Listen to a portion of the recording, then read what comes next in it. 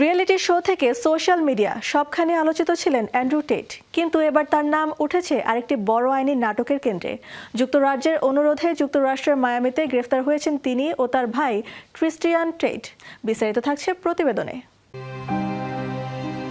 বিলাসবহুল জীবনযাপন, দামি গাড়ি আর বিতর্কিত বক্তব্য এসব দিয়ে বিশ্বজুড়ে পরিচিতি পেয়েছেন social media influencer Andrew TET. তবে এবার আলোচনার কেন্দ্রে থাকার কারণ অন্য কিছু। যুক্তরাষ্ট্রের ফ্লোরিডার মিয়ামিতে গ্রেপ্তার হয়েছেন অ্যান্ড্রু টেট ও তার ভাই ট্রিস্টান টেট। আগামী সপ্তাহের শুরুতে তাদের মিয়ামির ফেডারেল আদালতে হাজির করা হতে পারে। যুক্তরাজ্যের প্রসিকিউটররা জানিয়েছেন 2010 থেকে 2017 সালের মধ্যে একাধিক নারীকে ধর্ষণ ও মানব পাচারের অভিযোগে দুই ভাইকে যুক্তরাজ্যে প্রত্যর্পণের আবেদন করা হয়েছে। এর আগে 2025 সালের মে মাসে তাদের বিরুদ্ধে ধর্ষণ, শারীরিক নির্যাতন ও মানব পাচার সহ 21টি অভিযোগ গঠন করা হয়েছিল।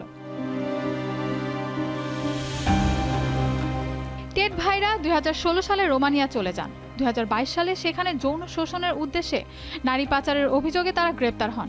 যদিও আইনি ও প্রক্রিয়াগত জটিলতায় সেই মামলার বিচার এখনো এগোয়নি, চলতি বছর রোমানিয়া ছাড়ার অনুমতি পাওয়ার পর তারা ব্যক্তিগত বিমানে যুক্তরাষ্ট্রে যান।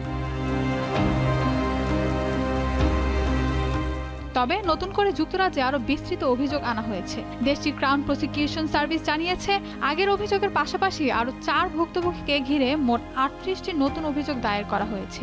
এর মধ্যে দুই ভাইয়ের বিরুদ্ধে ধর্ষণ ও মানব পাচারের অভিযোগ রয়েছে। এছাড়া অ্যান্ড্রু টেটের বিরুদ্ধে পতিতাবৃত্তি থেকে লাভবান হওয়া এবং শিশু নির্যাতনমূলক ছবি সংক্রান্ত আরও 19টি অভিযোগও আনা হয়েছে। অন্যদিকে টেট ভাইদের আইনজীবীদের দাবি, এসব অভিযোগ রাজনৈতিক উদ্দেশ্য প্রণোদিত এবং মানহানি মামলাকে বাধাগ্রস্ত করতেই নতুন করে আনা হয়েছে। দুই ভাই শুরু থেকে সকল অভিযোগ অস্বীকার করে আসছেন। 2016 সালে বিগ ব্রাদার রিয়েলিটি শো দিয়ে আলোচনায় আসা অ্যান্ড্রু টেট বর্তমানে এক্সে 1 কোটিরও বেশি অনুসারীর মালিক। তবে নারী বিদ্বেষমূলক ও ঘৃণামূলক বক্তব্যের কারণে ইউটিউব, টিকটক ও ইনস্টাগ্রাম সহ একাধিক প্ল্যাটফর্ম থেকে নিষিদ্ধ হয়ে আছেন তিনি।